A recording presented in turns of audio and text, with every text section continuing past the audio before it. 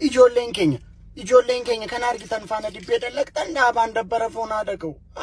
Isa kaleessa eenyummaa kee jibbe, isa kaleessa oromummaa kee jibbe, maqaa keetiin si waamuu dhiisee isa si arrabsaa ba'e, maqaa sii kenne isa goota kenna najjeessa jedhe, isa eenyummaa kee jibbee si arrabsaa ba'e, har'a yaa'ilaa salaale fi ilaale, Oromoon jabaachuu isaa ilaale, Oromoo minaamin jedhe ashqabbannaan, ati deemtee faana dibbee dallaqta. Maali dhaadhoo koo? Si jaalateetu dibbee si dallaqa miti bar. Deemtee faana dibbee dallaqta kaleessa si arrabsaa ba'e, goota kee ajjeesuuf sitti dhaadachaa ba'e bar. Ande kan har'a dibbee siif dallaqu si jaalateeti miti haadhoo koo si nyaachuuf.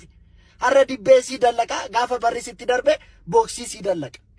Girgirrii dhiisaa namuma dhufee hundaaf hin ashqaabbatina. Wajjin dibbeen dallaqina. Kaleessa si arrabsaa ba'e hin dagatiin haadhoo koo. Xawal waallee hin ta'in. Dugdi keenya bazaazaa sittil. Taragaaggaa ante diinni kee diina keeti. Garmaamu tola.